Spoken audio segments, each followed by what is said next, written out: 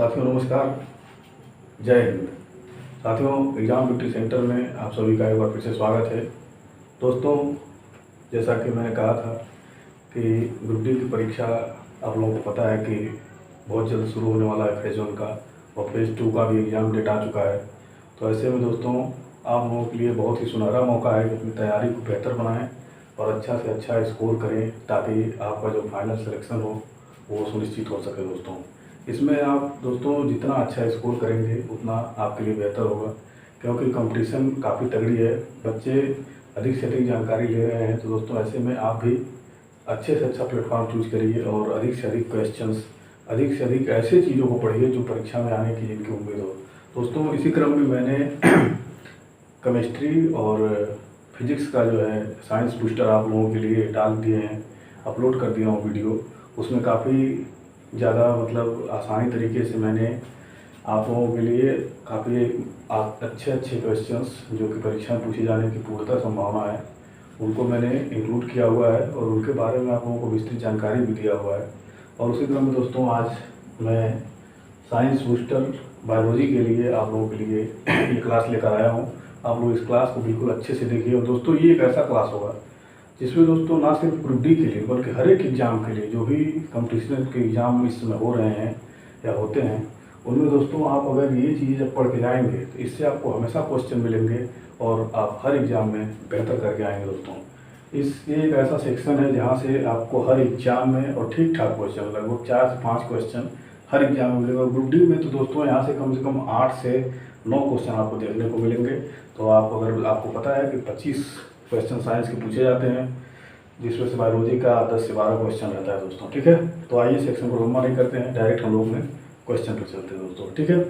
तो आइए, पहला क्वेश्चन है हमारा, जीवों के वर्गीकरण से संबंधित जीव विज्ञान की शाखा है। दोस्तों, जीवों के वर्गीकरण से संबंधित जीव विज्ञान की जो शाखा है उसे दोस्तों क्या कहते हैं?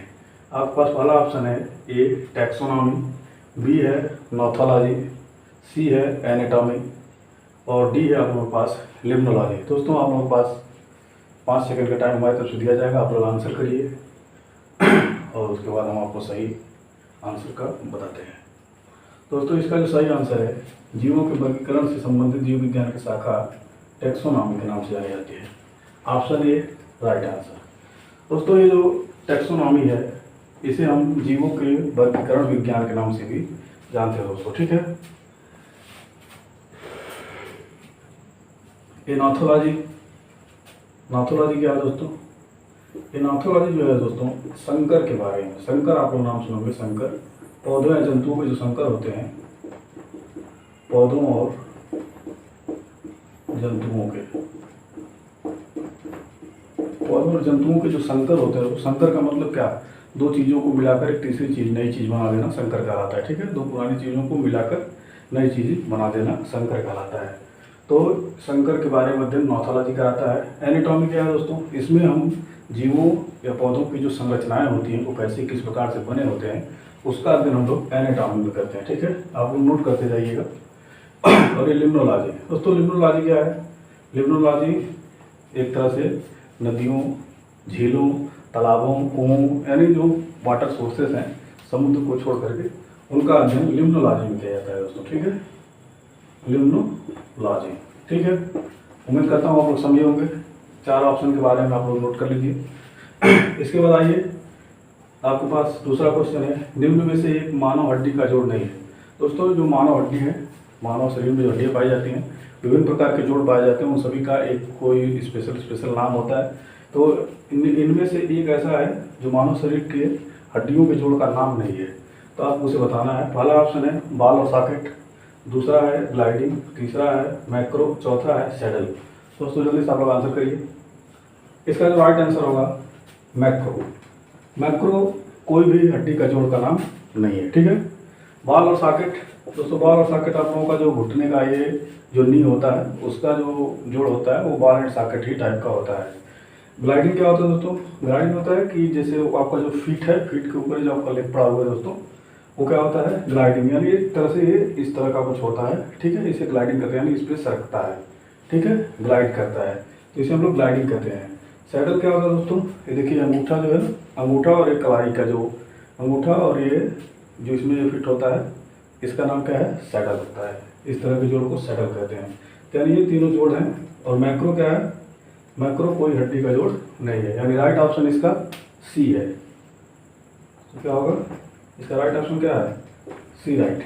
ठीक है दोस्तों, अब आइए हम लोग अपने नेक्स्ट क्वेश्चन की तरफ चलते हैं। तो दोस्तों तीसरा क्वेश्चन आपके सामने है, कोशिका का यातायात प्रबंधक कहा जाता है राइबोसोम को, लाइसोसोम को, माइटोकॉन्ड्रिया को, गाल्जी काय को। ठीक है दोस्तों, आप लोग आंसर करिए। तो कोशिका का यातायात प्रबंधक गाल्जी काय को कहा जाता है दोस्तों। किसे कहा जाता है, गाल्जी काय को। ठीक है, माइटोकॉन्ड्रिया को क्या कहते हैं, माइटोकॉन्ड्रिया को ऊर्जा गृह, कोशिका का ऊर्जा गृह या पावर हाउस क्या कहते हैं, ऊर्जा गृह या पावर हाउस। ओके। लाइसोसोम को इसे कोशिका की आत्मघाती थैली भी कहा जाता है। ठीक है। राइबोसोम को इसे हम प्रोटीन की फैक्ट्री कहते हैं, कोशिका की प्रोटीन की फैक्ट्री। ठीक है दोस्तों, आप लोग इसे नोट करिएगा, समझ गए होंगे। गाल्जी काय को क्या कहा जाता है, यातायात प्रबंधक कहा जाता है। क्या कहा जाता है, यातायात प्रबंधक। लाइसोसोम को आत्मघाती थैली कहा जाता है, क्योंकि इसमें दोस्तों 24 प्रकार के एंजाइम्स पाए जाते हैं, 24 प्रकार के एंजाइम्स पाए जाते हैं। ठीक है, लाइसोसोम में। अब लोग आइए अगला क्वेश्चन, चौथा क्वेश्चन करते हैं। चौथे क्वेश्चन में क्या है, कोशिका भित्ति पाई जाती है। कोशिका भित्ति दोस्तों यानी सेल वॉल। किसकी कोशिका में सेल वॉल पाया जाता है, पहला जंतु कोशिका में, दूसरा पादप कोशिका में, तीसरा दोनों में, और चौथा नन ऑफ द तो किसी में नहीं। दोस्तों कोशिका भित्ति जो होती है वो पादप कोशिका में पाई जाती है। किसमें, पादप कोशिका में पाई जाती है। जंतु कोशिका में कोशिका भित्ति नहीं पाई जाती है। ठीक है, आप लोग इसका आंसर करने में अब समर्थ हो गए होंगे और ये चीज़ आप लोग जान गए होंगे। ये दोस्तों जाननी बहुत जरूरी है आप लोगों के लिए। ठीक है, इसे आप लोग जानते रहिए दोस्तों, ये हर परीक्षा में पूछी जाती है। ऐसा नहीं है कि ग्रुप डी के लिए इंपॉर्टेंट है। आप अगर पेट देना है, कोई अन्य एग्जाम देना है दोस्तों, ठीक है, तो हर चीज़ में ये इंपॉर्टेंट है। आइए हम लोग अपने नेक्स्ट क्वेश्चन की तरफ चलते हैं। दोस्तों अब आपके सामने पांचवा क्वेश्चन, विटामिन का कार्य है। दोस्तों ये कार्य दिए हुए हैं, इनमें से कौन सा कार्य विटामिन का होता है, आप लोग बताइए। पहला दिया हुआ है शरीर को ऊर्जा प्रदान करना, यानी विटामिन शरीर को ऊर्जा प्रदान करता है। दूसरा रोगों से रक्षा करना, रोगों से रक्षा प्रदान करता है। तीसरा शरीर के टूट फूट की मरम्मत करता है। और चौथा क्या करता है, जैविक कार्यों का संचालन करता है। दोस्तों आप लोग जल्दी से आंसर करिए, इनमें से कौन सा कार्य विटामिन का होता है, जल्दी से करिए। दोस्तों ऑप्शन नंबर 2 राइट है। विटामिन का कार्य है रोगों से रक्षा करना। दोस्तों विटामिन से ऊर्जा नहीं प्रदान होती है, ये सिर्फ रोगों से रक्षा प्रदान करता है। ठीक है, टूट फूट की मरम्मत भी नहीं करता है, जैविक कार्यों का संचालन भी ये नहीं करता है दोस्तों। ठीक है, तो सबसे ज़्यादा ऊर्जा किससे प्राप्त होती है, आपके सामने छठवां क्वेश्चन है। छठवां क्वेश्चन आप लोग आंसर करिए दोस्तों कि सबसे ज़्यादा ऊर्जा किससे प्राप्त होती है, प्रोटीन से, कार्बोहाइड्रेट से, वसा से, विटामिन से। दोस्तों हमारे शरीर को जो सबसे ज़्यादा ऊर्जा प्रदान होती है वो किससे होती है, कार्बोहाइड्रेट से। ठीक है दोस्तों, आप लोगों को चीज़ें समझ में आई होंगी। प्रोटीन से, कार्बोहाइड्रेट से, वसा से, विटामिन से। आप लोगों को पता है दोस्तों विटामिन, मैंने ऊपर बताया, विटामिन क्या करता है, विटामिन रोगों से रक्षा करता है। क्या करता है, रोगों से रक्षा प्रदान करता है। ठीक है, प्रोटीन से भी ऊर्जा मिलती है, कार्बोहाइड्रेट से भी ऊर्जा मिलती है, वसा से भी हमको ऊर्जा प्रदान होती है दोस्तों। लेकिन सबसे ज़्यादा ऊर्जा हमें किससे मिलता है, कार्बोहाइड्रेट से मिलता है। ठीक है, प्रोटीन से भी मिलता है, वसा से भी मिलता है, लेकिन सबसे ज़्यादा जो हमें ऊर्जा हमारे शरीर को प्रदान होती है किससे होती है, कार्बोहाइड्रेट से। याद रखिएगा दोस्तों। ठीक है, अब आइए हम लोग अपने नेक्स्ट क्वेश्चन की तरफ चलते हैं। दोस्तों आपके सामने अब 7वां क्वेश्चन है, आंसर करिए। पहला है प्रोटीन की कमी से कौन सा रोग होता है। दोस्तों आप लोग पता होगा कि इनमें से आप लोग बताइए कौन सा रोग प्रोटीन की कमी से होता है। पहला है स्कर्वी, दूसरा है बेरी, तीसरा है रतौंधी और चौथा है क्वाशियोरकर। दोस्तों आप लोग जल्दी से आंसर करिए, 5 सेकंड का टाइम आप लोगों के पास है, जल्दी से आप लोग कर लिए होंगे। अब आंसर मैं बताता हूँ दोस्तों, इसका राइट ऑप्शन है 4। क्वाशियोरकर जो है वो प्रोटीन की कमी से होता है दोस्तों। ठीक है, क्वाशियोरकर और मरासमस 2 ऐसे रोग हैं जो प्रोटीन की कमी से होते हैं। स्कर्वी किससे होता है दोस्तों, विटामिन सी की कमी से। ठीक है, बेरी विटामिन B1 की कमी से। ठीक, रतौंधी किससे होता है, विटामिन ए की कमी से। आप लोगों को पता होगा। ठीक है दोस्तों, विटामिन सी की कमी से स्कर्वी, विटामिन बी की कमी, B1 कमी से बेरी, विटामिन ए की कमी से रतौंधी का रोग होता है। ठीक है, क्वाशीयोर्कर किससे होता है? प्रोटीन से होता है। प्रोटीन की कमी से क्वाशीयोर्कर रोग हो जाता है। ठीक है दोस्तों, आप लोग समझ गए होंगे। आइए अब नेक्स्ट क्वेश्चन की तरफ। 8वां क्वेश्चन। दोस्तों काफ़ी कम समय में आप लोगों को अधिक से अधिक जानकारी देना ही हमारा एकमात्र लक्ष्य है, ताकि आप लोग कम समय में अधिक से अधिक सीख पाएँ और काफ़ी अच्छा स्कोर आप लोग जाके अपनी आगामी परीक्षाओं में कर सकें। कुल मिलाकर इस वीडियो से दोस्तों आपको अधिक से अधिक फायदा हो, हमारा यही लक्ष्य है। आप लोग भी इसको देखिए और अधिक से अधिक बच्चों तक पहुंचाइए, क्योंकि दोस्तों ये अंत समय चल रहा है। अब इस समय जो तैयारी होगी ये बहुत महत्वपूर्ण होगी।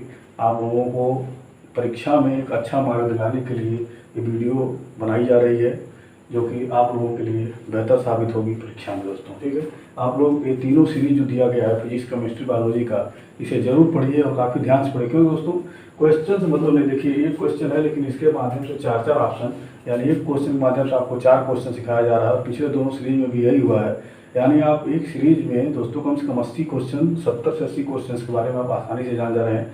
और एक तरह देखा जाए तो लगभग परीक्षा में पूछे जाने वाले सारे प्रश्नों को कवर कर दिया जा रहा है दोस्तों। अगर आप ये तीनों सीरीज देख कर जाते हैं तो आप 25 में से दोस्तों 20 से 22 क्वेश्चन करके आराम से आएंगे, इसमें कोई संदेह नहीं है। ठीक है दोस्तों, आइए 8वें क्वेश्चन की तरफ चलते हैं।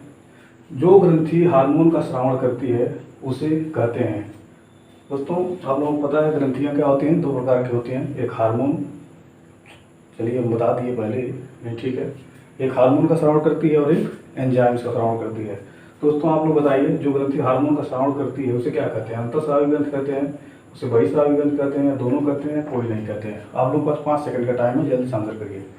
दोस्तों जो ग्रंथि हार्मोन का स्रावण करती है उसे हम लोग अंतःस्रावी ग्रंथि के नाम से जानते हैं दोस्तों। ठीक है, अंतःस्रावी ग्रंथियों के अंतर्गत आप लोग जानते होंगे पिट्यूटरी ग्लैंड हमारा आता है, फिर थायराइड आता है, पैराथायराइड आता है, एड्रिनल आता है, ये सब किसमें आता है? अंतःस्रावी ग्रंथियों के अंतर्गत आता है। ठीक है, दूसरा है बहिःस्रावी ग्रंथि। दोस्तों वही ग्रंथियाँ होती हैं जो क्या एंजाइम्स का स्रावण करती है। ठीक है दोस्तों, आप लोग समझ गए होंगे, राइट ऑप्शन ए। ठीक है, आइए हम लोग अपने नेक्स्ट क्वेश्चन की तरफ बढ़ते हैं। दोस्तों आप लोगों के सामने 9वां क्वेश्चन है हमारा, सेल टर्सिका के नाम से किसे जाना जाता है? दोस्तों सेल टर्सिका के नाम से किसे जाना जाता है? पहला पीयूष ग्रंथि को, दूसरा थायराइड ग्रंथि को, तीसरा पैराथायराइड ग्रंथि को, चौथा यकृत को। दोस्तों आप लोग जल्दी से आंसर करिए, 5 सेकंड है आप लोगों के पास। उम्मीद करता हूँ आप लोग जान रहे होंगे दोस्तों। हो गया 5 सेकंड, आप लोग आंसर कर चुके होंगे। देखिए इसका जो राइट आंसर है पीयूष ग्रंथि को। दोस्तों पीयूष ग्रंथि को हम लोग सेल टर्सिका या मास्टर ग्लैंड के नाम से भी जानते हैं। दोस्तों अंतःस्रावी ग्रंथियों में सबसे छोटी ग्रंथि कौन सी होती है? पीयूष ग्रंथि ही होती है। ठीक है, इसे सेल टर्सिका या मास्टर ग्लैंड के नाम से भी जाना जाता है। ठीक है दोस्तों, थायराइड ग्रंथि, पैराथायराइड ग्रंथि। दोस्तों देखिए पीयूष ग्रंथि, थायराइड ग्रंथि और पैराथायराइड ग्रंथि, तीनों क्या है? अंतःस्रावी ग्रंथियाँ। ठीक है, यकृत क्या है? यकृत एक बहिःस्रावी है। क्या है? बहिःस्रावी ग्रंथि। ठीक है, और ये सब क्या है? ये अंतःस्रावी ग्रंथियाँ हैं। अंतःस्रावी ग्रंथियाँ। ठीक है दोस्तों, आप लोगों को समझ में आया होगा। सेल टर्सिका के नाम से किसे जाता है? पीयूष ग्रंथि को। इसे ही मास्टर ग्लैंड भी कहा जाता है। ठीक है, अब आइए लोग अपने नेक्स्ट क्वेश्चन 10वां क्वेश्चन की तरफ बढ़ते हैं। 10वां क्वेश्चन हमारा सबसे बड़ी ग्रंथि कौन है? तो दोस्तों मानव शरीर के अंतर्गत आपसे सबसे बड़ी ग्रंथि पूछी जा रही है। तो पीयूष ग्रंथि, थायराइड ग्रंथि, एड्रिनल ग्रंथि और चौथा यकृत है। दोस्तों 5 सेकंड आप लोगों के पास है, जल्दी से आप लोग आंसर करिए इसका। तो इसका जो राइट आंसर है दोस्तों चौथा यकृत। मानव शरीर में पाई जाने वाली सबसे बड़ी ग्रंथि क्या है दोस्तों? यकृत। अगर हम ओवरऑल पूरे मानव शरीर की बात करेंगे तो सबसे बड़ी ग्रंथि हमारी क्या होती है? यकृत होती है। अगर दोस्तों इसमें यह है कि अंतःस्रावी ग्रंथि में सबसे बड़ी ग्रंथि कौन होती है? तो दोस्तों आप लोग पता है पीयूष ग्रंथि, थायराइड ग्रंथि, एड्रिनल ग्रंथि और पैराथायराइड, ये 4 अंतःस्रावी होती हैं, जिसमें थायराइड ग्रंथि दोस्तों क्या होती है? सबसे बड़ी होती है अंतःस्रावी में, सबसे बड़ी होती है अंतःस्रावी में। क्या? अंतःस्रावी ग्रंथियों में। ठीक है, अगर ओवरऑल पूरे शरीर की बात करेंगे तो यकृत। राइट आंसर क्या है दोस्तों? यकृत। यकृत जो है सबसे बड़ी ग्रंथि है। ठीक है दोस्तों, आप लोग समझ गए होंगे अंतःस्रावी ग्रंथि, बहिःस्रावी ग्रंथि। तो आइए हम लोग अपने नेक्स्ट क्वेश्चन की तरफ मूव करते हैं दोस्तों, सेशन को लंबा नहीं करते। और हाँ दोस्तों एक चीज़ कि आप जो है ये वीडियो खुद देखिए और अधिक से अधिक अपने दोस्तों के पास शेयर करिए दोस्तों, क्योंकि बहुत ही इंपॉर्टेंट वीडियो है। इसमें से क्वेश्चन आपको पक्का मिलेंगे। ग्रुप डी एग्जाम आप देने जा रहे हैं, निश्चित रूप से उसमें 8 से 10 क्वेश्चन आपको इस वीडियो से आपको मिलने वाले हैं। और बाकी जो 2 सीरीज है दोस्तों, अगर आप उन्हें भी यानी कुल मिलाकर 3 सीरीज को आप देख लेते हैं तो आप 20 से 22 क्वेश्चन दोस्तों करके आएंगे, एकदम आराम से करके आएंगे। कुछ मत देखिए, बस इसे देख कर जाइए दोस्तों। जो पिछला सीरीज है बस यही होगा कि हो सकता है एकदम हूबहू क्वेश्चन ना आए, लेकिन उसी से रिलेटेड क्वेश्चन आपको परीक्षा में देखने को मिलेंगे दोस्तों। जो उसका लिंक है, इसके पहले जो फिजिक्स एंड केमिस्ट्री का जो साइंस बूस्टर चलाया गया था उसका जो लिंक है मेरे द्वारा डिस्क्रिप्शन में आपको मिल जाएगा। आप लोग इस वीडियो को भी देखिए और उस वीडियो को भी दोस्तों विस्तार से देखिए दोस्तों। 40 मिनट से 1 घंटे का वीडियो दोस्तों, आप लोग इसे देख लेंगे तो आपका 10 से 20 क्वेश्चन बड़े आराम से, 10 क्वेश्चन यहाँ से और 10 वहाँ, तो दोनों मिलाकर दोनों यानी 20 से 22 क्वेश्चन दोस्तों आपका तैयार हो जाएगा। ठीक है, लिंक डिस्क्रिप्शन में दिया है, दे दूँगा। आप लोग वहाँ से जा करके वीडियो को जरूर वॉच करिए और इसे अधिक से अधिक दोस्तों लाइक और शेयर करिए। तो आइए हम लोग नेक्स्ट क्वेश्चन की तरफ, 11वें क्वेश्चन की तरफ पढ़ते हैं। तो दोस्तों अब हम लोगों के सामने 11वां क्वेश्चन है, आप लोग पढ़िए। यकृत निम्न में से किसका निर्माण करता है?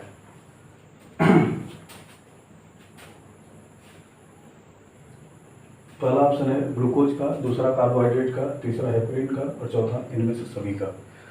दोस्तों आप लोग जल्दी से आंसर करिए, 5 सेकंड है, जल्दी से आंसर करिए। दोस्तों आप लोग आंसर कर चुके होंगे, वही देखिए दोस्तों सही ऑप्शन है यकृत जो है हेपरिन का निर्माण करता है। दोस्तों यकृत क्या होता है, 2 काम करता है। पहला क्या करता है कि वो एक कन्वर्ट करता है, यानी एक रूप से दूसरे रूप में बदलता है, और दूसरा क्या करता है खुद से निर्माण करता है।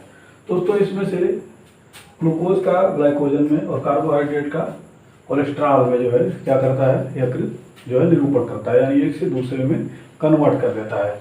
हेपरिन, बिल्वुरिन, इन सब का यकृत क्या करता है दोस्तों, निर्माण करता है।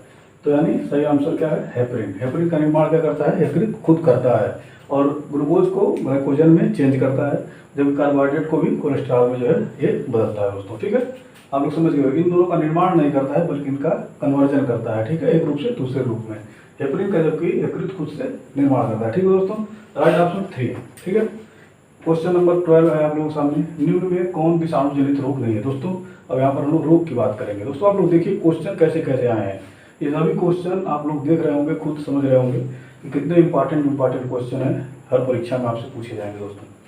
तो आइए, निम्न में से कौन विषाणु जनित रोग नहीं है? दोस्तों आप लोग पता है कि रोग किसके द्वारा होते हैं, विषाणु के द्वारा, जीवाणु के द्वारा, प्रोटोजोआ के द्वारा, कवक के द्वारा, और भी तमाम प्रकार के जो रोग होते हैं। तो इनमें से आपसे पूछ रहा है कि इनमें से कौन सा रोग ऐसा है जो विषाणु से नहीं होता है। आप लोगों के पास ऑप्शन है डेंगू, दूसरा खसरा, तीसरा एड्स, चौथा है प्लेग। दोस्तों जल्दी से आप लोग आंसर करिए। इसका जो राइट आंसर है दोस्तों प्लेग। प्लेग क्या होता है दोस्तों, विषाणु से नहीं होता है। प्लेग जो है एक जीवाणु जनित बीमारी है, यानी प्लेग का कारण जो होता है वो जीवाणु होता है।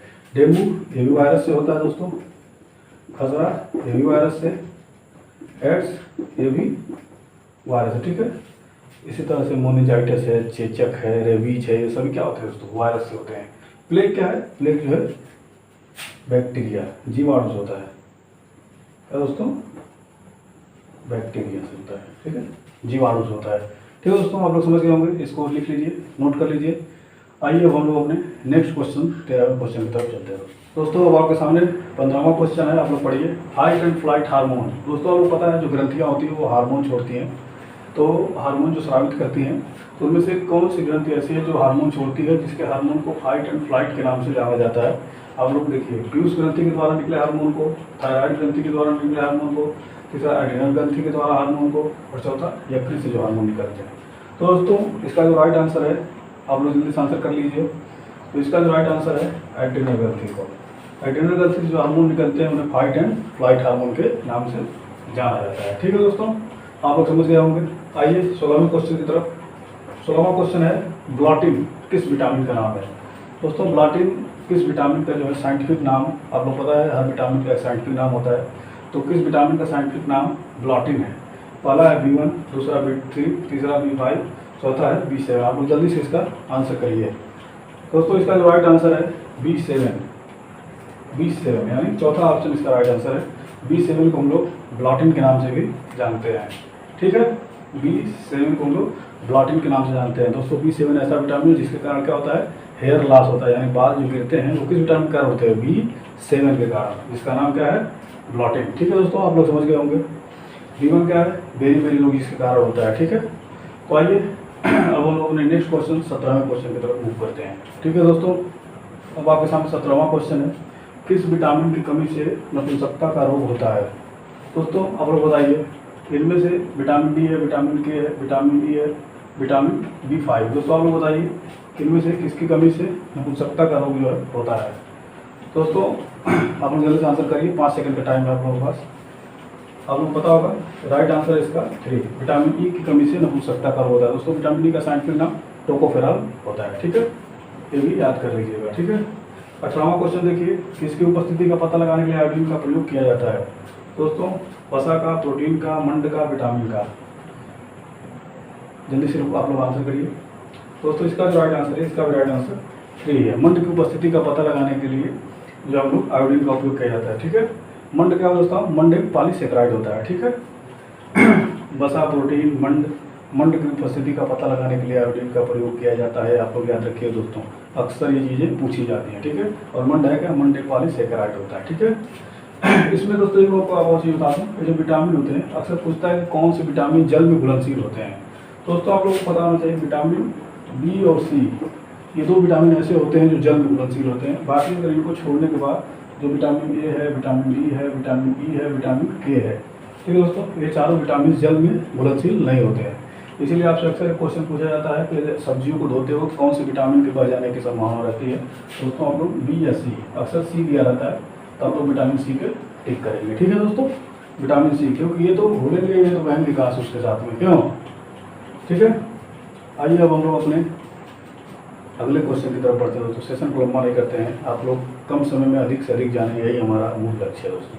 ठीक है दोस्तों, तो आइए देखिए, अब ये 19वां क्वेश्चन आपके सामने है कि रेशम उत्पादन से संबंधित है। रेशम उत्पादन जो होता है दोस्तों, इनमें से किसके अंतर्गत आता है, आप लोगों को बताना है। पहला है सेरिकल्चर, दूसरा है एपीकल्चर, तीसरा है पोमोलॉजी, चौथा है पीसीकल्चर। दोस्तों उम्मीद करता हूँ आप लोगों को पता होगा। दोस्तों आप लोग जल्दी से आंसर करिए। इसका जो राइट आंसर है पहला इसका राइट आंसर है सेरिकल्चर। सेरिकल्चर जो है दोस्तों ये रेशम उत्पादन से संबंधित है। अब आइए बात कर लेते हैं बाकी जो है क्या है। एपीकल्चर, दोस्तों एपीकल्चर क्या है, मधुमक्खियों से संबंधित है एपीकल्चर। ठीक है दोस्तों, पोमोलॉजी क्या है, ये फलों से संबंधित है। ठीक है, फलों से अध्ययन क्या होता है, फलों का पोमोलॉजी कराता है। पीसीकल्चर दोस्तों ये मछलियों का है, मछलियों से संबंधित जो अध्ययन होता है वो पीसीकल्चर कहा जाता है दोस्तों। पीसी मतलब यहाँ पर मछलियों का उत्पादन से संबंधित है। ठीक है, अनुवांशिकी दोस्तों लास्ट क्वेश्चन 20वां क्वेश्चन जो है हमारा, आप लोग देख रहे होंगे। इस सेशन का दोस्तों बहुत लंबा नहीं करेंगे, 20 क्वेश्चन।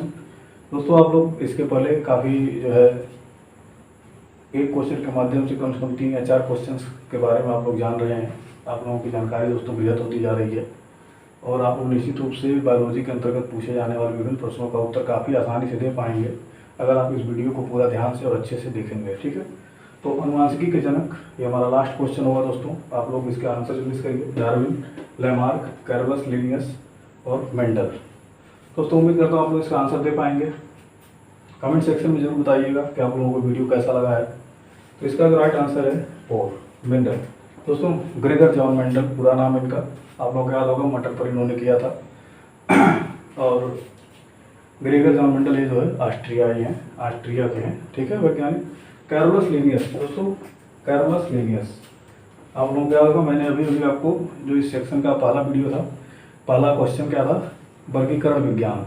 तो वर्गीकरण विज्ञान के दोस्तों जन्मदाता कौन है, कैरोलस लिनियस हैं। ठीक है, टैक्सोनॉमी के सबसे पहले वर्गीकरण जो है इन्होंने ही सिद्धांत दिया हुआ था। ठीक है, डार्विन, लैमार्क दोस्तों आपको याद होंगे, जो जिराफ वाला एग्जाम्पल विकासवाद में मिलता है, कैसे कैसे जंतुओं में जैसे विकास होता गया है। ठीक है, तो ये डार्विन, लैमार्क दोनों उससे संबंधित हैं। तो इसका जो राइट आंसर दोस्तों 4 इसका right answer Gregor John Mendel. Gregor John Mendel को अनुवांशिकी का जनक कहा जाता है। ठीक है दोस्तों, उम्मीद करता हूँ ये वीडियो आप लोगों को अच्छा लगा होगा, सेशन काफ़ी लाभदायक होगा।